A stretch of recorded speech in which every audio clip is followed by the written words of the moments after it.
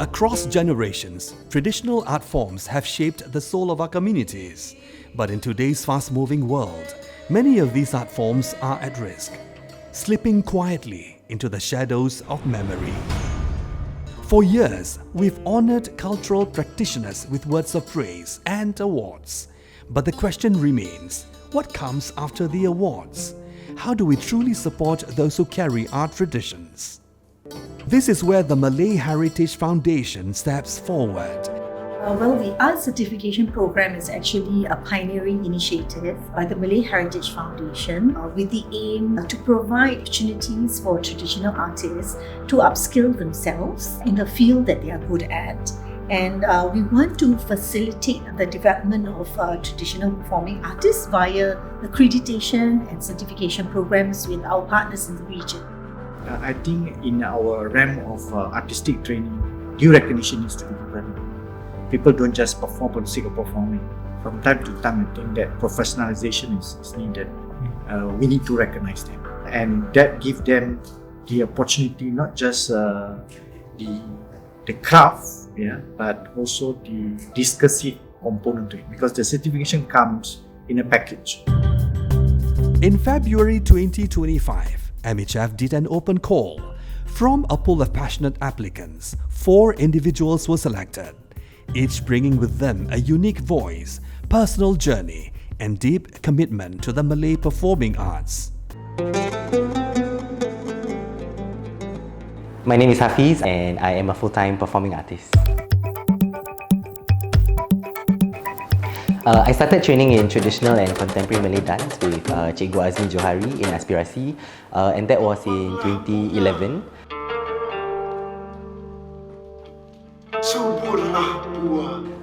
So after that, I wanted to level up myself and I took up the Bachelor Honours in Musical Theatre from Lasalle College of the Arts. I'll do it pro bono. Thank you, Mr. Lee, but my name is Sarip Dol, not pro bono. And also after that, I pursued even further the theatre jazz genre by taking part in the summer program at Steps on Broadway in New York City.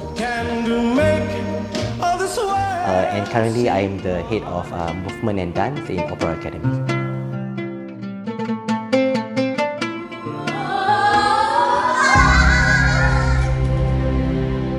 Okay, hi, my name is Megan.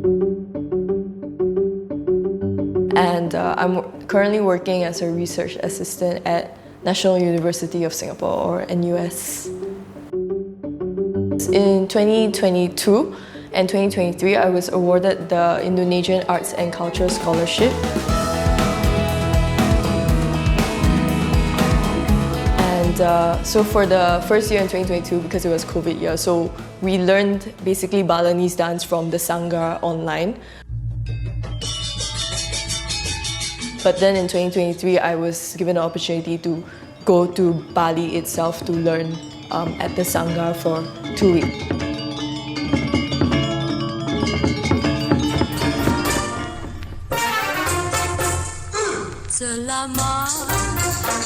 My name is Tyara. I started dancing when I was 6 years old. I'm currently doing classical ballet and traditional ballet dance. Throughout my entire dance journey, I've been doing multiple bangsawan performances with Opera Academy, and I've also experienced new dance genres, for example hip-hop. Alright, my name is Muhammad Solihin bin Zohari. I'm 32 years old this year and I am doing hairdressing full-time. I started dancing at the age of 16 during the period of SYF, Singapore Youth Festival, by my choreographer. He and Mr. Elfi Ismail brought me over to a dance group called Artis Seni Budaya. I've been dancing and doing a lot of performance, learning all the dance basics. I had been waiting for an opportunity like this because when I attended the International Mask Festival in Solo, Indonesia, I performed a contemporary piece with a mask, but I was very intrigued by the traditional Indonesian Tari Topeng. So I've been waiting for the chance to learn it myself, and this came at the perfect timing.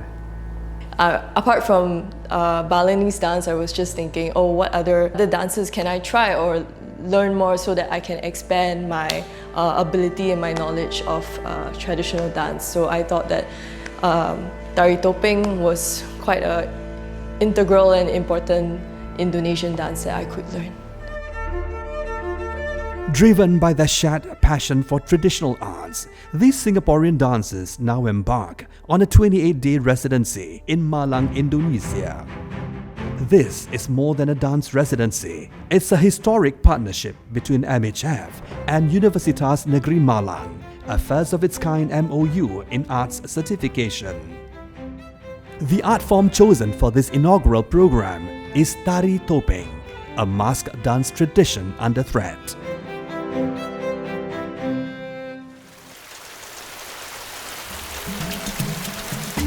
For the next 28 days, these 4 dancers will live and train together, staying in dorms, attending training sessions, and journeying to the very place where Tari Topeng first came to life. Throughout the entire program, I hope I can learn more about the culture and what it really means to dance behind a mask, and also I hope that Tari Topeng deepens my dance knowledge. So basically, I think this will be a boost for me, like I said. Tari Topeng is very significant in Malang as a cultural heritage, cultural intangible heritage, and right now we have a lot of movements going on to preserve Tari Topeng. Previously, we had a lot of villages which has this Tari Topeng, but now we only have 2 main regions, in the southern Malang and in the eastern Malang. Some of the biggest maestros, they already died, and now we still have some of the new generations, but a lot of them are struggling with these art forms because, you know, it is not something that is very easy to learn, and it is something traditional, so a lot of youth are not really interested in keeping this heritage alive. So, and I think it's also important, you know, to expand the reach of this Tari Topeng not only in Malang or Indonesia, but expand it in Southeast Asia. Well, the residency is special because for that period of time, they will be fully immersed in a program that provides both theoretical and practical approach to learning the art form. And what is special is also because the syllabus provides for a site visit, or rather having lessons at the actual site of temples in Malang, for them to understand actually more about the historical relationship between the art form, the dance itself, and the community.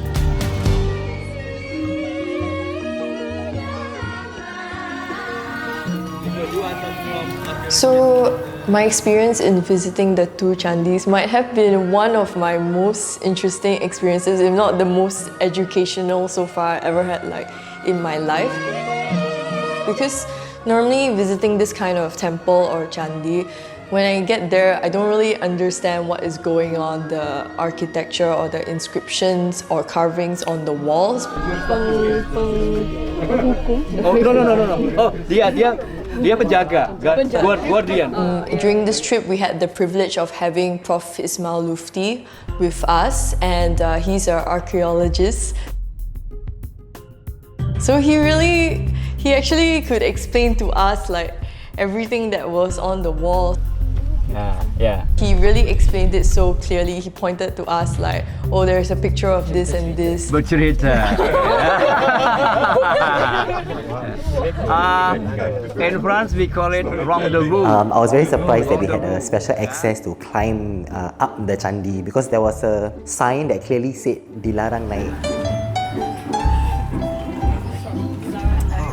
I think the people there knew Professor Lutfi, which is an archaeologist, and he has been there frequently, I assume, because he's friends with everybody there.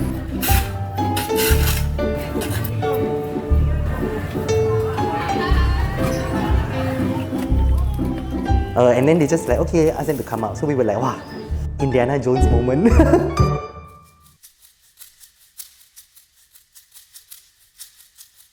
For me, I think the first thing, the most important thing is conquering my fear of height.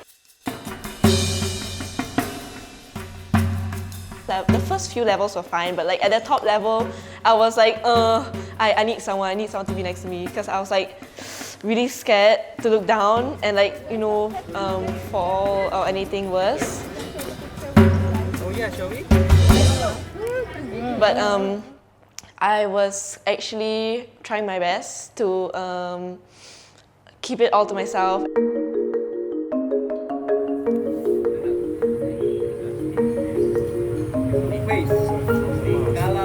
Having the archaeologist himself, Professor Lutfi, doing the tour for us was another level of privilege.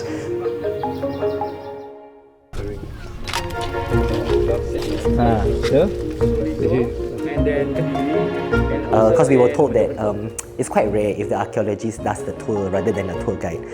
And having like the first-hand experience and teaching of the professor who has been digging up the history by himself. Beyond the temples, the dancers were taken to the roots of Tari Topeng through a visit to Museum Panji, a treasure trove dedicated to the Panji tales that have shaped Javanese mask performances for centuries. Here, they explored the stories, symbols and philosophy behind each mask, learning how every carved face carries its own character, moral and message. It was not just about understanding how to wear a mask, but why it exists at all.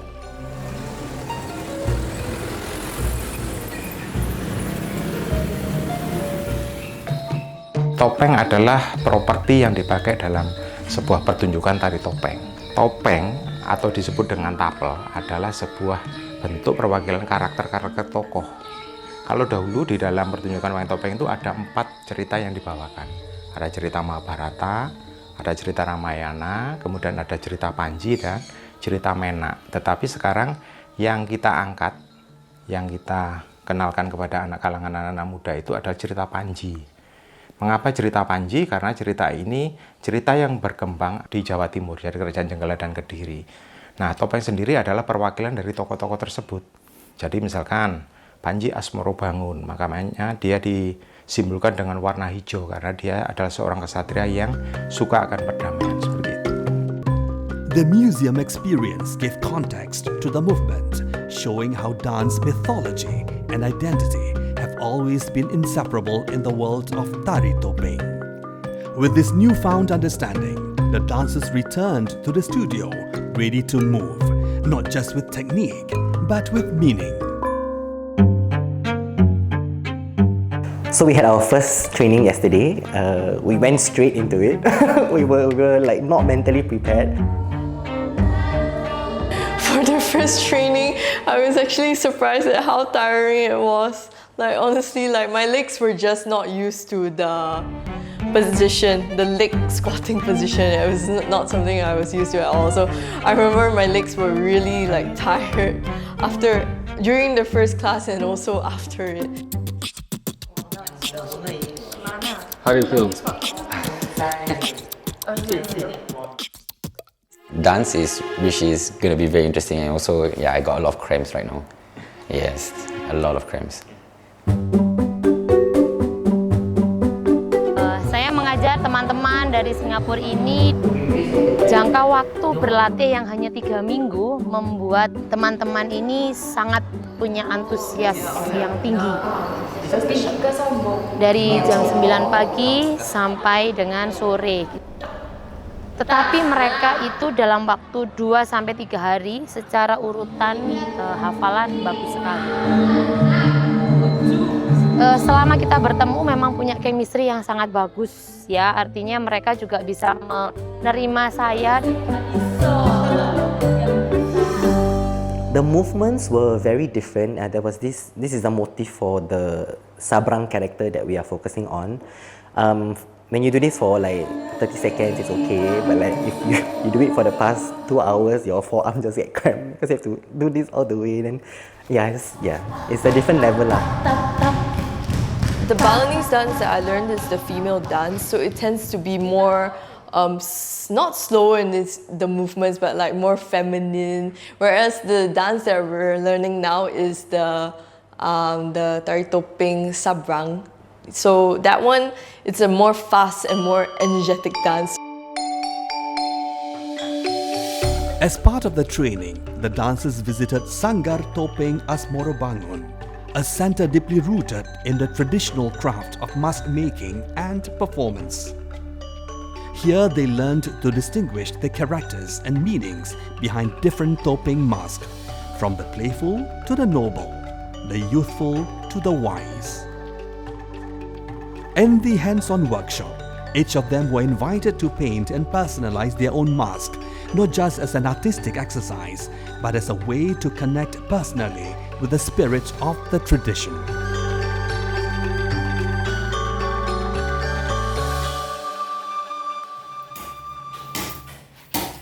Ini salah satu contoh kayu yang soft ya. Ini namanya kayu sengon. Jadi bulat seperti ini, ukuran sekitar panjangnya kesininya sekitar 21. Kalau untuk topeng sebesar ini sekitar 21, diameternya sekitar 16-an.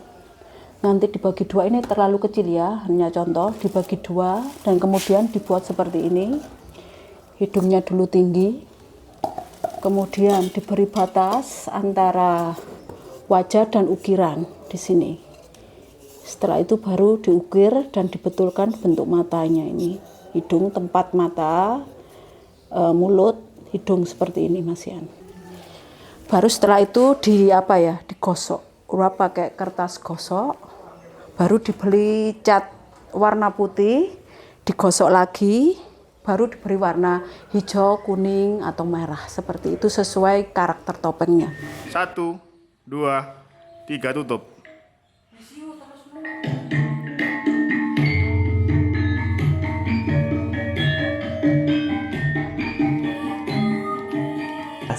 We tried on the mask for the first time and we died.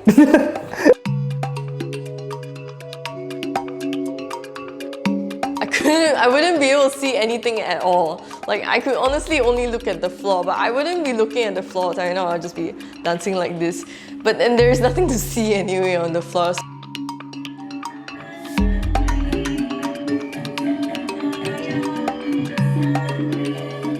You cannot rely on your sights anymore, so you have to be more aware of the timing of the music and understanding what you're doing and the movements.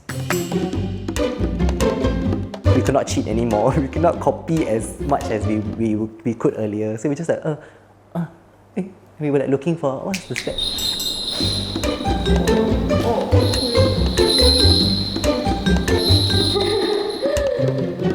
And then she saw us struggling, so she came in to save us. And we were thinking but no point, we cannot see you. Yeah, so we couldn't do the head properly because we were looking at her what's the next step? Breathing technique is difficult, so it's about a character. So based on what I did a bit of research about the whole entire dance, it's basically you have to learn the asas basic first. So from there you create your own character. So instead of doing this and this, you can just move your head a little bit based on how you feel the dance.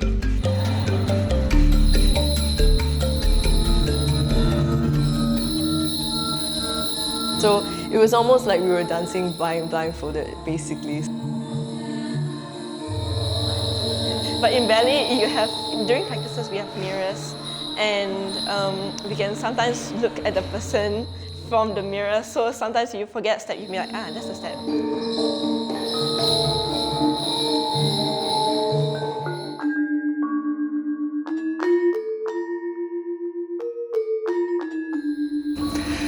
Okay, it is week 2. Oh no, it's week 3. Is it week 3? Okay, sorry. It is week 3 already. The first 2 weeks we did Sabrang, very high energy and just preparing for war. And then today, the second day of our week 3, we started Bapang. Although it's a bit easier to wear, it's a bit harder to manage because your movements may hit the nose by accident compared to Sabrang. So I think both Sabrang and Bapang have their disadvantages and advantages. Honestly, actually I found it pretty difficult at first because the moves are way more complicated than sabrang. But I think eventually we start to pick up the moves because there are also similarities between the two. And the body posture, I might do it wrong. There's this like here. So the mask will go. And the awkward pose is just show. Enak. Feel good. I'm so glad that we get to learn another form of dance because by right we are supposed to learn only one, but we got to catch up we got to complete the first one, which is sambrang, and then now we are getting to learn the tari bapang, and I'm feeling excited and actually I'm pretty exhausted. So yeah. Memang kelihatan sih gitu. Sebenarnya kalau menari itu tidak melihat bakat ya. Saya tidak percaya bahwa orang yang menari bagus itu adalah orang yang berbakat. No. Jadi kenapa saya patahkan gitu ya? Saya patahkan pendapat seperti itu karena yang saya lihat orang yang punya bakat itu akan kalah dengan orang yang berminat. Kalau orang berminat pasti dia punya semangat. Gitu.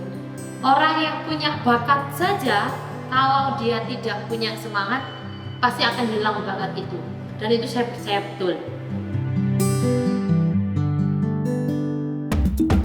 After weeks of sweat, stumbles and discovery, the moment arrived. The dancers prepare for the final showcase. Hari ini teman-teman perform untuk pertama kali di Malang dengan durasi yang lumayan panjang karena 2 tarian. The 4 Singaporean dancers will perform before a live audience at the closing ceremony of the Oral History Summer Course, jointly organized by the Department of History at Universitas Negeri Malang and KITLV from the Netherlands. Ladies and gentlemen, let's give a big round of applause for Tari Grebek Sabrang.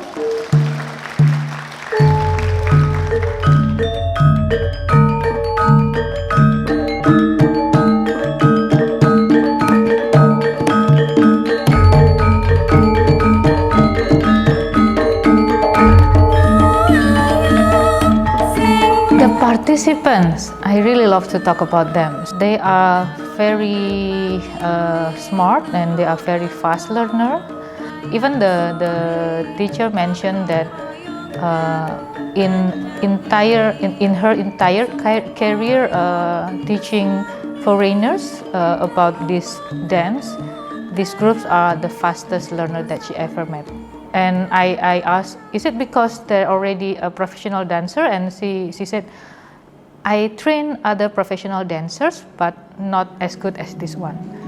Ladies and gentlemen, let's give a big round of applause for Tari Topeng.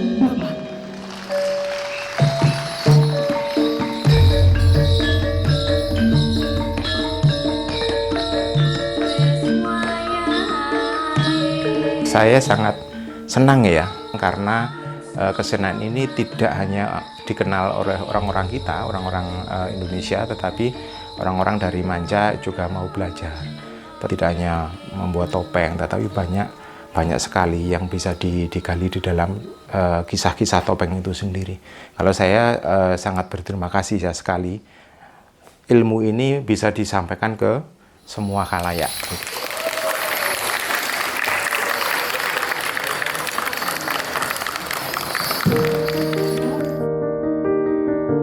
Di luar ekspektasi juga mereka sangat mulus seperti penari pro, penari topeng Malang yang benar-benar dia sudah lama menarikan tari tersebut.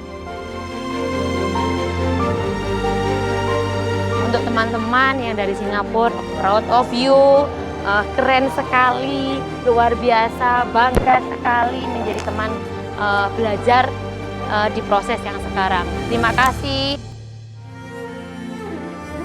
In that moment, they no longer danced as students. They danced as vessels of something much older, much deeper.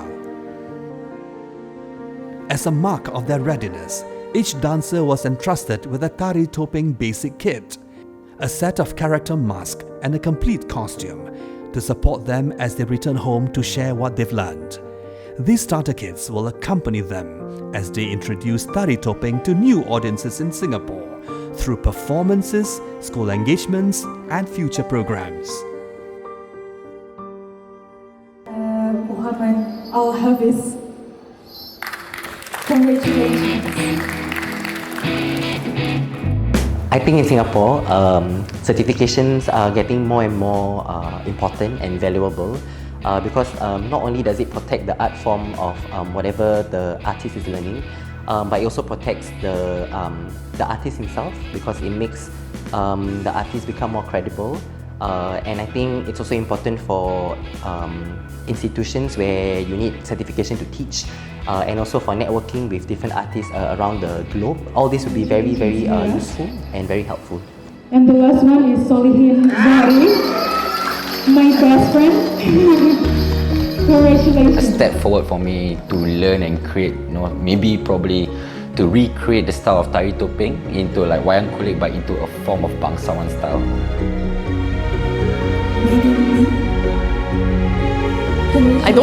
I think for a month it is not enough to gain mastery of it, but I hope it will start off as a good foundation for the four of us actually to be able to expand our knowledge on Tari Topeng in the future. And also Tyara, she is very young, but her spirit is really amazing. Congratulations, Tyara. I'm really grateful to learn a lot from the professors and all the people from the university, and I hope to share it with my other friends from Singapore too. Definitely entering the school to teach. That is the reason why I'm here today, because I felt like if I'm here to just learn and come back not teaching, that would be such a waste. Yeah, so far everyone that we've met, the teachers and also our student buddies, everyone has been very lovely to us so far and welcoming. Yeah, so I really like that about Malang. This residency is just the beginning. The MHF Arts Certification Programme will continue through matching certified artists with schools, supporting masterclasses with regional partners, and growing a network of cultural educators across Southeast Asia. By nurturing artists like Megan, Hafiz, Solihin and Tyara, MHF is planting seeds, not only for tradition to survive, but to thrive in the classrooms, studios and communities of tomorrow.